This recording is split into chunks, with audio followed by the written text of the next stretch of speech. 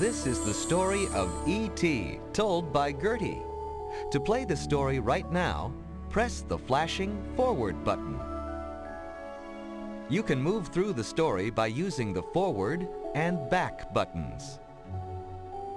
You can switch between playing the story or reading it yourself by clicking the Mode button. Click the Pause button to make the story pause or run.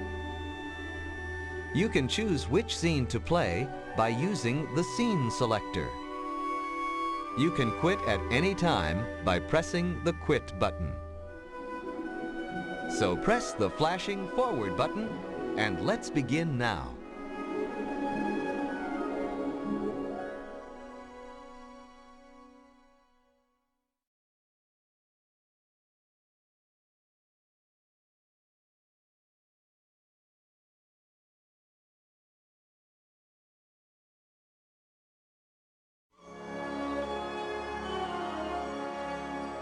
I couldn't tell you about E.T. before. Elliot said it had to be a secret because it was probably the most important thing that ever happened. I couldn't even tell Mom. But it's not a secret anymore. So Elliot says it's okay if I tell you now.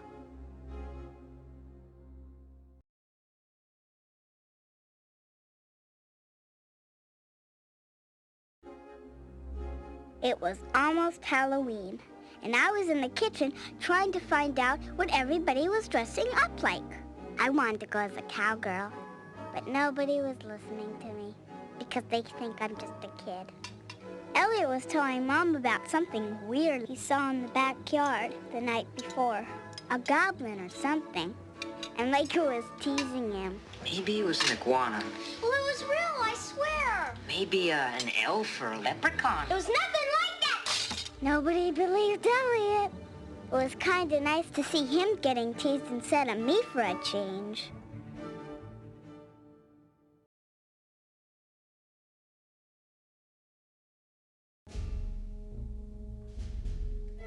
The next day when I get home from nursery school, I heard Elliot and Michael upstairs. I rushed into Elliot's room to show him my art project. And there was the goblin! Yuck! It looked like a giant mushroom with eyes. I screamed! And then the goblin screamed! That made Michael jump back and knock over the bookshelf. Then I screamed some more. I'm a good screamer. Elliot almost had a fit. He slammed the door so Mom wouldn't hear us. Michael threw his hand over my mouth and dragged me into the closet. The hysterical goblin ran in after us, screaming all the way. Then Elliot ran in and slammed the door.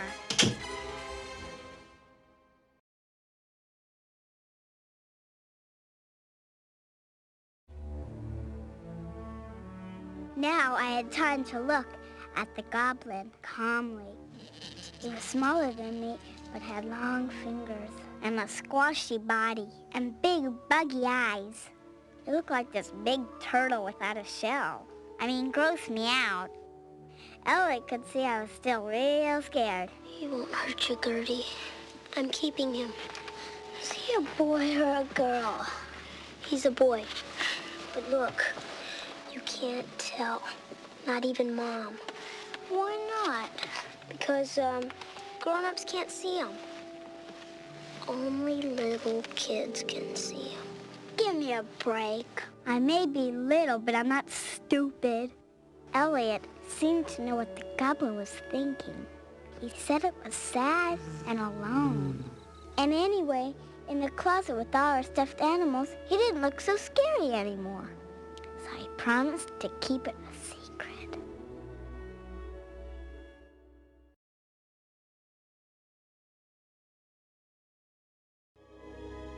Elliot could tell that the goblin was hungry.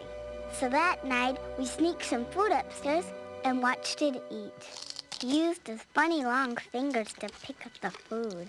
Ugh, I wrinkled my nose. Is he a pig? He sure eats like one. I also brought the goblin a geranium flower in a pot. It made him happy. I guess it made the flower happy too, because it bloomed right in front of our eyes. Elliot showed the goblin a map of Earth. We are here. Where are you from? The goblin waved his long fingers. And 5 clay balls flew up in the air and spun around like planets and suns. Ah! Then he pointed out the window at the stars far away. That's when we knew he was a man from outer space.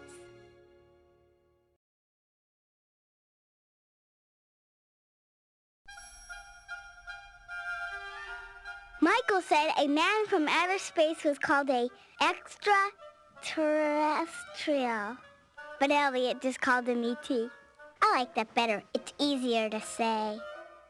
One day, I came home from school and found E.T. all by himself. He was watching one of my favorite cartoon shows on the TV. It was teaching the letter B. I said, B, B, B. Then E.T. opened his mouth. You said B. Good. B. And good. This was great. Now I had somebody my own size to play with. So I taught him more words.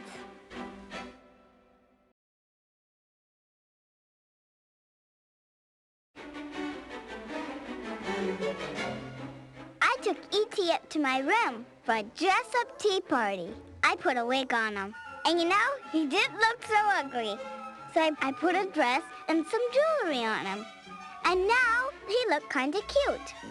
But when Elliot came home and saw E.T. all dressed up, he wasn't happy at all. Oh, you should give him his dignity. But then E.T. surprised him. Elliot. What? I smiled. I taught him how to talk now. He can talk now.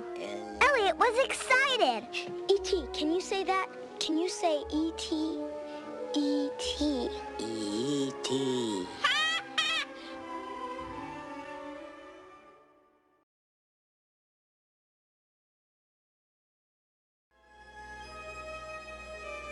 E.T. led Elliot over to the window and pointed towards the stars again. Home. Home. E.T. Phone home. Elliot could tell E.T. was homesick. E.T. phone home, and they'll come. Come home. So we had to help E.T. build a communicator so he could call people to tell them to come and take him home. Elliot and Michael got all kinds of weird things, like an old record player and a blender and an umbrella. But I gave him the most important thing, my electronic spelling game. That's how I helped.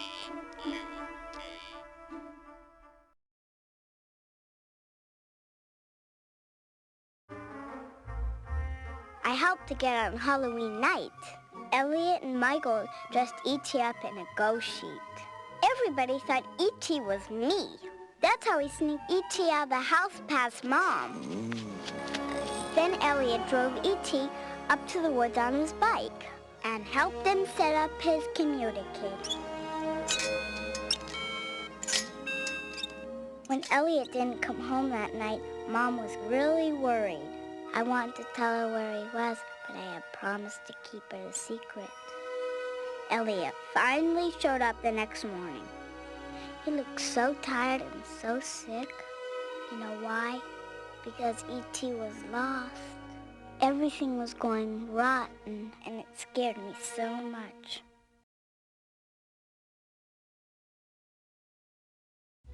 Michael finally found E.T. in the woods and sneaked him back in the house.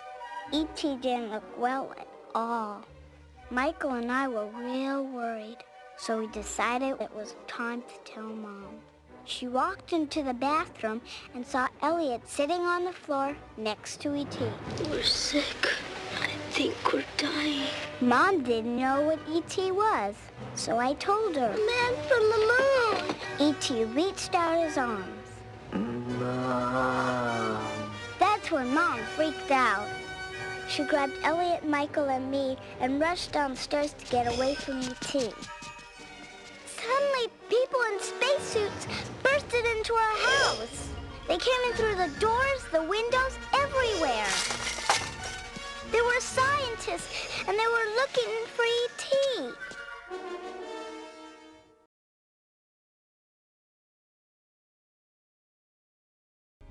When the scientists found E.T., he was extra sick. They tried very, very hard to make him better. They put a big bag over the whole house and brought in a lot of machines, but it didn't help. Elliot pleaded with E.T. E.T., stay with me, please. I'll be right here. But it was too late. The scientists wrapped up E.T.'s body to take it to their lab. I started to cry, and so did Mom. Elliot stared at E.T. so long. I'll believe in you all my life. Every day, E.T. I love you. As Elliot started to leave, E.T. opened his big eyes. E.T. phone home. He's alive! Oh.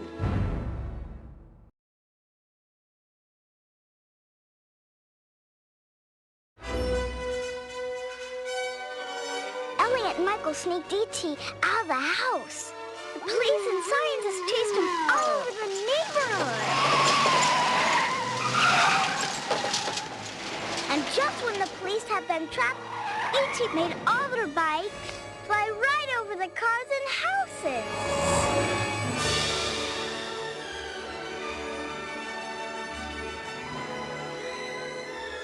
I knew where they were going. E.T.'s people were coming for him, and it was about time. Mom and I drove to the place in the forest where the spaceship would land. Deep in the woods, we found this huge round spaceship covered with lights. And we all said goodbye to E.T. I gave him the geranium as a going away present. I just wanted to say goodbye. I kissed him on his funny round nose. E.T. smiled. Be good.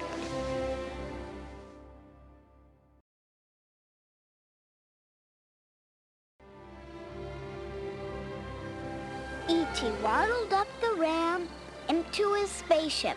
He was holding my geranium. Then the door closed, and the spaceship blasted off. E.T. was going home.